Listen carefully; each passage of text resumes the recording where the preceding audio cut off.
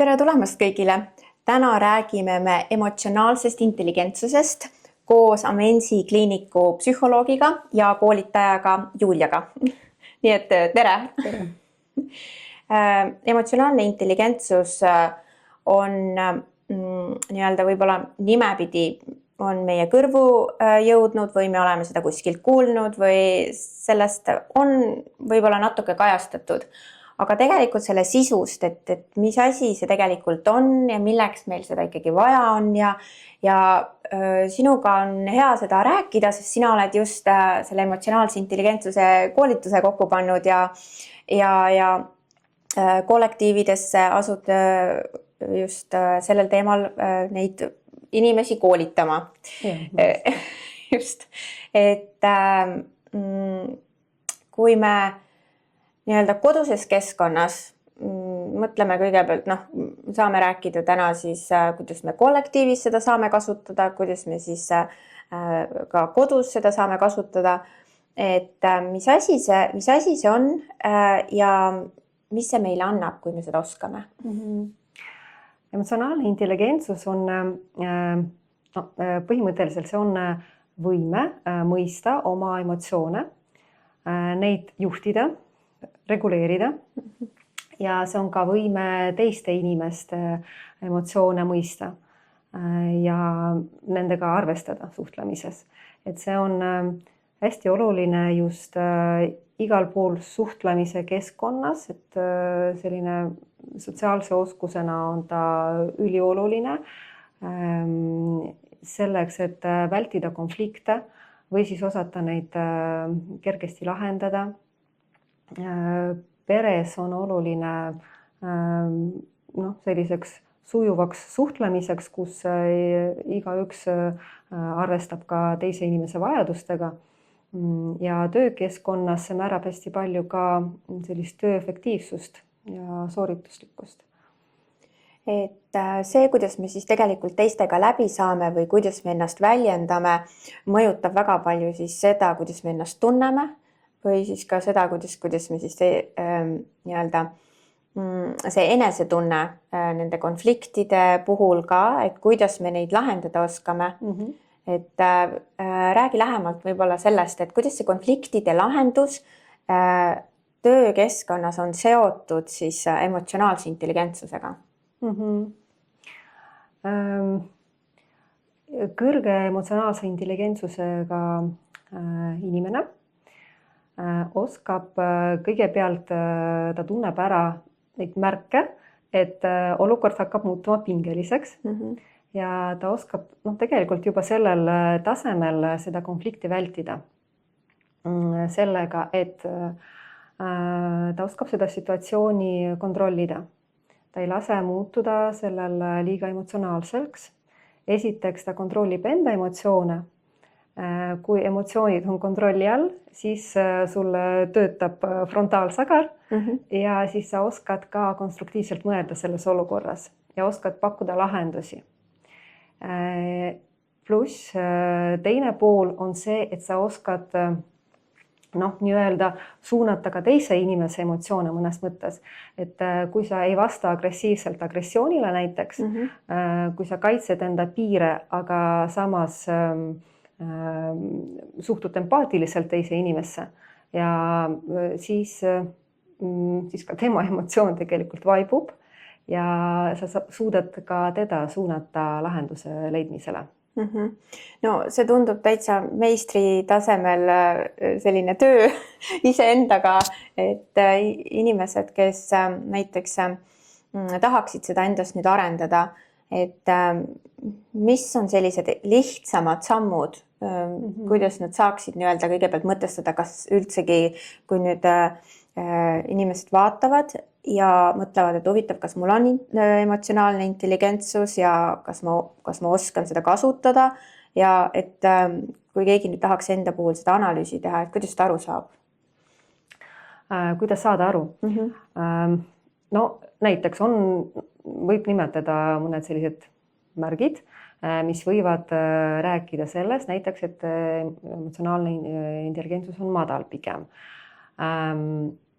Näiteks ma õhtul tunnen, et ma olen terve päev olnud väga ärritunud, aga ma ei tea, miks see niimoodi juhtus, millest see algust sai. Ja ma nagu alles hiljem, alles õhtul taiban, et midagi nagu oli valesti sellel päeval. Või näiteks mingil pingelisel olukorral plahvatab emotsioon.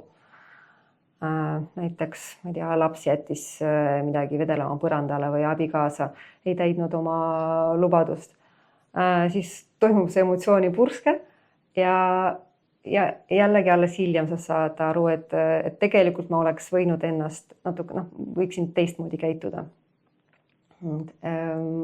Ja kas see ongi ka see üks märk sellest emotsionaalse intelligentsuse teadlikkusest, et kas ma üldse saan aru, et kas ma eksisin või? Ja, see on see esimene samm eneseteadlikkus, et kas ma üldse tunnen ära see, mis minu sees praegu toimub. Et seda tegelikult võibki niimoodi astmelisena ette kujutada, et kõigepealt ma tunnen ja taipan, mis minus juhtub. Oskan seda mingite sündmustega seostada, siis järgmine samm ma oskan seda reguleerida. Kui ma saan aru, mis toimub, siis ma oskan seda juhtida. Ja edasi, kui see enda tase on okei, kui enda tasemel ma suudan reguleerida, siis ma suudan ka paremini mõista teise inimese emotsioone ja tundeid. See on siis juba empaatia. Ja edasi ma suudan siis juba, mulle siis iseeneslikult tulevad need sotsiaalsed oskused ja need konflikti lahendamise oskused ja nii edasi. Et kui ma nii-öelda tunnen, et ma ütleks on mingi paha tuju, ma ei oska seda võib-olla nimetada, mis asi see on, aga kui ma teadvustan, et see mul on, et ma seda edasi ei kannaks ja teistega konflikti ei satuks, siis see on juba emotsionaalne intelligentsus. Ja, muidugi. Ja nüüd sa märkad, et sa siit nii-öelda liigud edasi selleni, et teiste inimestega suheldes siis ülejäänud päev sa oskad seda endas reguleerida, et okei, minul on võib-olla paha tuju, aga need teised inimesed ei ole selles süüdi. Ja nüüd ma teiste inimestega loon selle suhtluse teiselt baasilt. Just. Et see oskus nüüd mulle tundub, et on tõesti midagi, mis vajab arendamist nii paljudel inimestel, sest kui palju see ikkagi neid konflikte ju ära hoiaks tegelikult. Et konfliktid ju tulenevadki sellest tihti, et me ei pane tähele, mida me ise tunneme ja meie enda pahameelega me lähme kellegiga suhtlusesse või arutellu, mis ei ole üldse selle aruteluga seotud, me toome selle kaasa ja siis see paisub ja siis me ei saa lõpuks aru, miks me oleme 3 inimesega konfliktis. Võib ka olla vastupidi, et sinul on praegu kõik hästi, sa kontrollid enda emotsioone ja nii edasi, aga sinu suhtluse kaaslasel teisel poolel on siis midagi sellel päeval läinud viltu ja tema on näiteks väga ärevil ja tema käitub siis kuidagi konfliktselt. Ja see, et sa suudad seda aru saada, et tema praegu käitub niimoodi sellepärast, et temal on rasked ajad praegu ja sa ei võta seda isiklikult, siis see aitab ka seda konflikti ära hoida. Just see tundubki, et inimsuhetesse isiklikult võtmine on selline, millega me saame teadvustada, et okei, kui tal on probleem või ta ärritunud või ta on pahane, see ei pruugi üldsegi tegelikult olla minuga seotud, olgugi, et ta võib selle suunata minule. Et see teha nii-öelda vahet, kas see mure on minuga või on tal endal ja kui tal on endal, siis tegelikult ka minu arust seda emotsionaalset intelligentsust annab veel endas harida nii kaugele, et ma hoopis pakun talle tuge. Just, see on kõrgem pilotaaž. Ja see on juba kõrgem pilotaaž, mis mulle tundub, et ikkagi inimesed, kui neid rünnatakse või ollakse pahameeles, siis keegi ei saa. Esimene reaktsioon on rünnata vastu. Jah, või kaitsesse on ju, lähed ründamagi. Aga et mõelda, et sul on paha tuju, see ei ole minuga seotud, aga ma saan hoopis võib-olla leevendada seda paha tuju sul. See on, aga see on ka midagi, mis siis tegelikult sa ka koolitusel, mille sa oled kokku pannud nüüd kollektiividele, on see midagi, mis sisaldab ka sellist praktilist poolt, et jaa, muidugi. Me räägime seal nendest emotsionaalse intelligentsuse komponentidest täpsemini lahti ja ma annan ka praktilisi nõuandeid, kuidas toimida konfliktsetes olukordades. Just arvestada enda emotsioone, osata langetada stressitase, mõista, et see esimene reaktsioon on tegelikult jah, meie keha pool on loomulik, aga praegu ta ei ole mulle kasulik ja ma saan seda reguleerida. Et kui nüüd tuua välja näiteks kollektiivis, et boss tuleb tööle, on pahane, on millegi peale kuri, oletame, me kujuta ette näiteks, see on riigiasutuses, eraettevõtetes, vahet ei ole. Juhtkond on ühesõnaga millegi peale pahased. Et nüüd, kuidas siis nii-öelda sellises olukorras toime tulla üldse? See on üleüldine, aga võib-olla kui sa oskad seda näidet nagu veel edasi tuua. Jaa, ma tahan öelda, et siin on 2 komponenti. Me räägisime empaatiast, jah, et tuleb mõista, et ja võib-olla sellel inimesel on halb päev, aga samas ei välista seda, et tuleb ka seada piire ja võib-olla, kui on vaja, siis kaitsta ka enda piire. Kuidas see välja näeb, kuidas ma kaitsen? Ühesõnaga, kui tegelikult on isegi töökeskkonnas, võib-olla ma ei julge enda eest seista ega midagi öeldagi, võib-olla visatakse välja. Ei, tegelikult saab seda teha täitsa niimoodi, et see ei kahjusta suhet ka töökeskkonnas. Et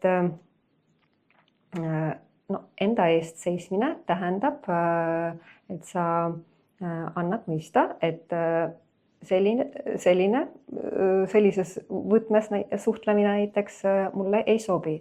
Ja seda võibki täitsa niimoodi viisakalt tegelikult teada anda. Et ma ei tea, situatsioonis bossiga näiteks panen piiri, et ma näen, et praegu meie suhtlemine ei ole kuidagi väga konstruktiivne. Äkki me jätkame peale pausi. Ja samas tegelikult võib lülitada ka empaatiat sisse, et tundub, et teil on olnud väga raske hommik, et see koosolek oli küll väga pingeline. See annab tunda. Et see kohe paneb seda suhtlemist pigem lahenduse poole. Jah, et kui keskendumegi tegelikult üks oluline fakt minu arust üldse suhtlemisel on, kui me keskendume eesmärgile. Faktidele ja tegelikult see lahenduse otsimine võibki olla kohe mõlema poole. Et võibki pakkuda, et kuidas sina näiteks näed, millist lahendust siin me võiksime leida? Et mulle tundub, et oluline on eristada siin emotsiooni siis tegelikust lahenduskäigust.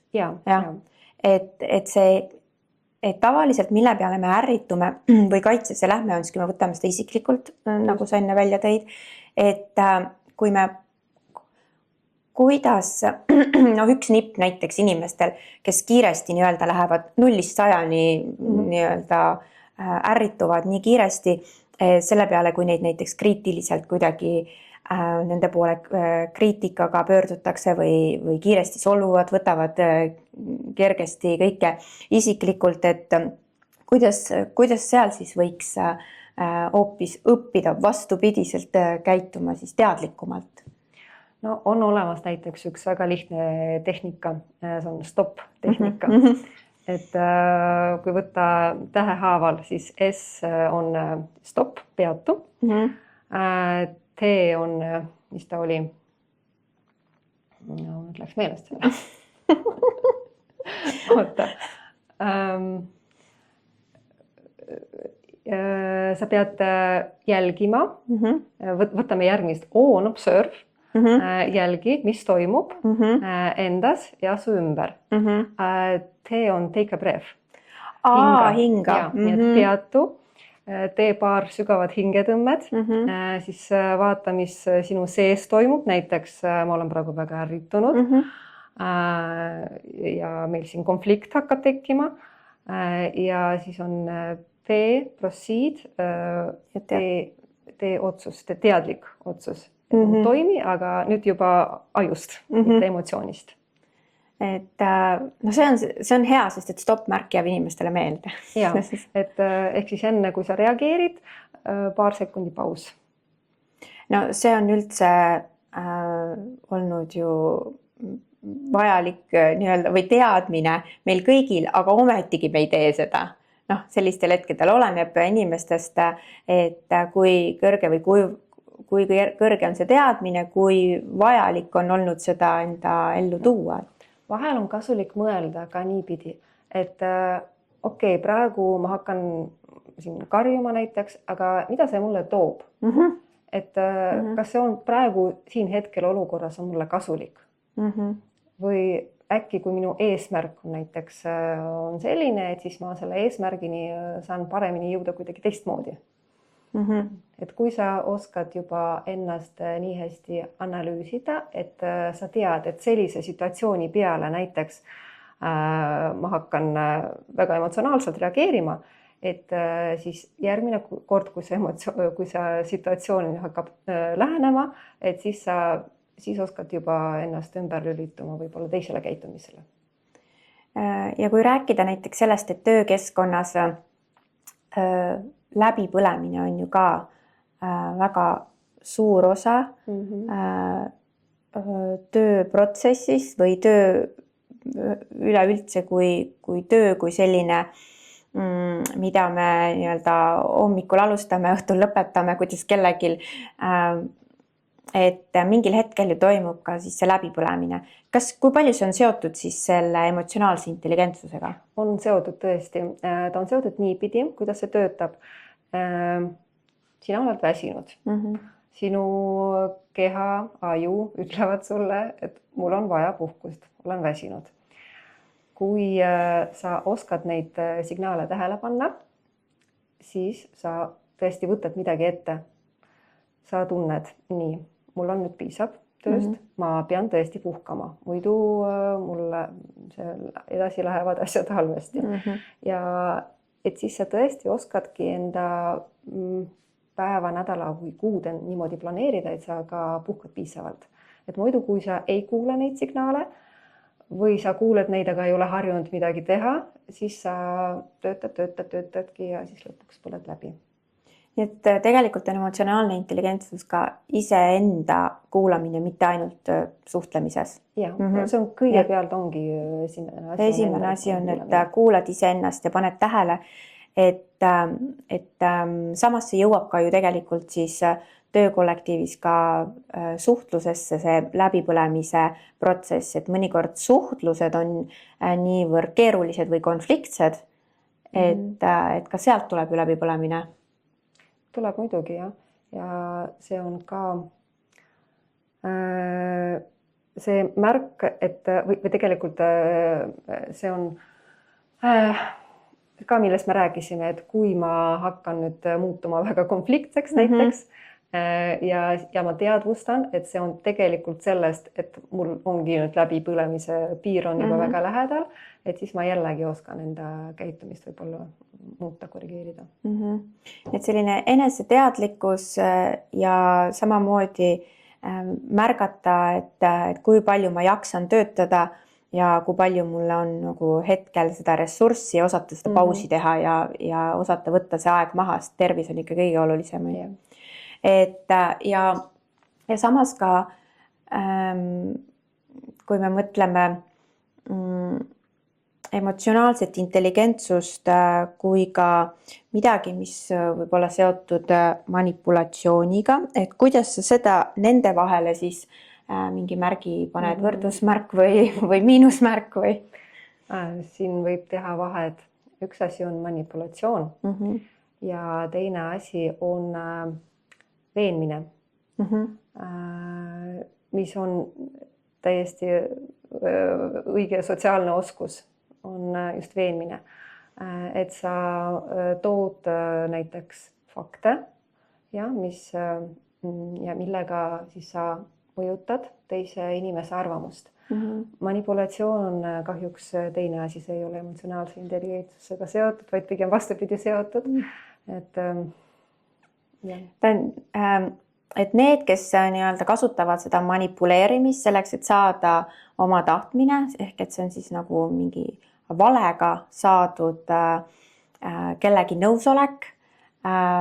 Siin pigem on tegemist just sellega, et inimene ei oska oma vajadusi väljendada. Võib-olla ta ei ole ise ka nendest teadlik või ta lihtsalt ei oska nendest niipidi rääkima, et seda saaks teha mitte valetades, vaid siis olla aus. Ausalt. Ja. Et olla tegelikult aus ja et miks inimesed kardavad üldse olla ausad. Et see on lihtsalt ära õpitud selline tehnika, mis on ju seotud otseselt emotsionaalse intelligentsusega sellel viisil, et see on pärssinud seda arengut. Et kui me õpime manipuleerima selle asemel, et me võiksime rääkida ausalt otse ja kui me nii-öelda siirad olla, et tegelikult me ei arenda endal siis seda oskust luua häid suhteid iseenda kui ka teistega. Et siis me arvame, et me peame kuskil ümber nurga sellise manipuleerimise ja teise kavalate võtetega siis saama kedagi. Sellega on muideks seotud ju ka keeldumise kunst, nii-öelda, et see on ka üks keeruline asi, mida kõik ei oska öelda ei õigel ajal. See on ka seotud emotsionaalse intelligentsusega. Ka töökeskkonnas seda on väga palju, et kui näiteks mingi situatsioon, kui sulle pakutakse tööd, millega sa hetkel ei ole valmis tegelema, et siis tegelikult saab öelda ei ka niipidi, et sa paned paika enda piirid, aga samas ei alusta suhteid. No näide? No näiteks kas või selle tööga, et praegu ma tunnen, et ma ei saa selle ülesandega efektiivselt tegeleda. Mul on näiteks järgmisel nädalal aega selleks, kas see sobiks sulle? Et selline võib-olla siis enda vajaduse märkamine, samas võib-olla siis ka mingi ettepaneku tegemine, mis võiks viia lahenduseni. Just. Et see on ka teise inimese vajaduste märkamine, et ma saan aru, et sul on seda vaja, aga praegu ma ei saa seda anda. Et tegelikult on see väga palju seotud siis nagu pikka aega on ju räägitud piiride kehtestamine. See sõna piiride kehtestamine, et tegelikult ta on väga palju siis seotud selle emotsionaalse intelligentsusega. On küll. Et see sõna, see emotsionaalne intelligentsus meeldib mulle rohkem kui piiride kehtestamine. Kuigi ma saan aru, et see on selle osa, aga ta kuidagi on selline nagu kehtestamine tundub alati kuidagi eestlaslikult selline, et ma pean nagu mingi välja nõudma endale nüüd selle, ma lähen nüüd nagu kuidagi võib-olla väga tugevalt või sellise agressiivsusega, et mulle tundub, et selline oskus, et arutleda lihtsalt olenemata sellest, mis sealt vastu tuleb, et me ei pea minema kohe kaitsesse, et see on minu arust üks suur oskus. Jah, et tuua esile see probleem, et teha seda nähtavaks ja siis koos otsida lahendusi. Et ja miks mitte luua selline edukas suhe siis oma töökaaslaste või siis ka juhtkonnaga või siis kodus, et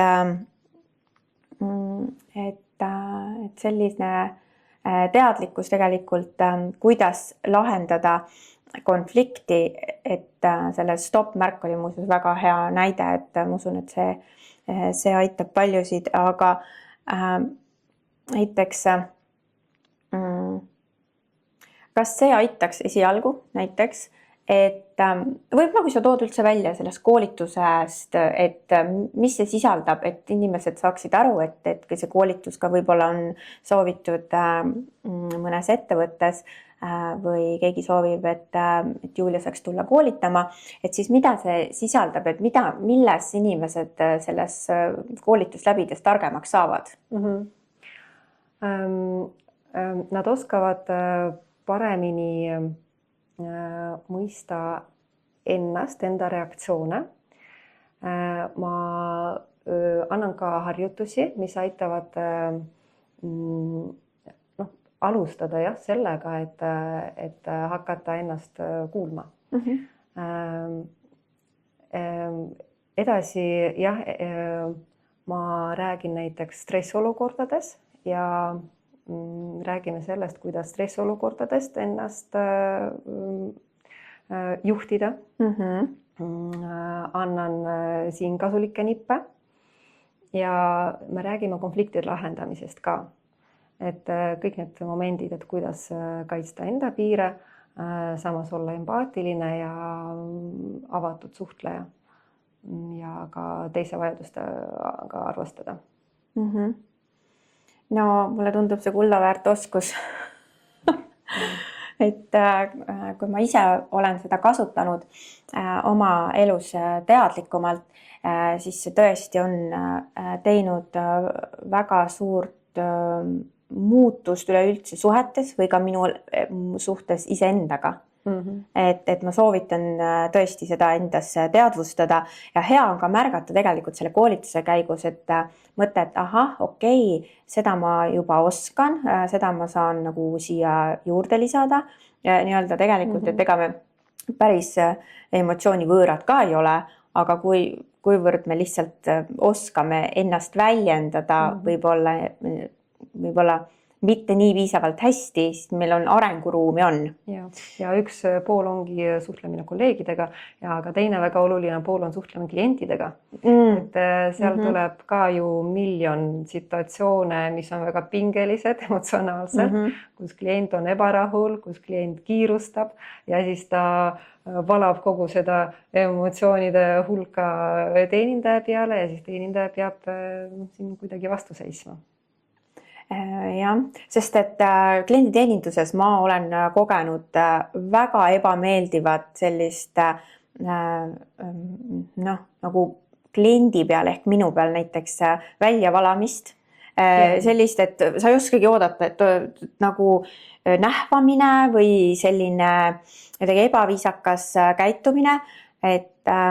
Ja siis ma olen samas kohanud ka väga häid lahenduskäike, et kuidas on nii hästi ära õpitud, kuidas klienditeeninduses tulla välja sellisesse olukorrast, kus ei teki konflikt, vaid arutelu.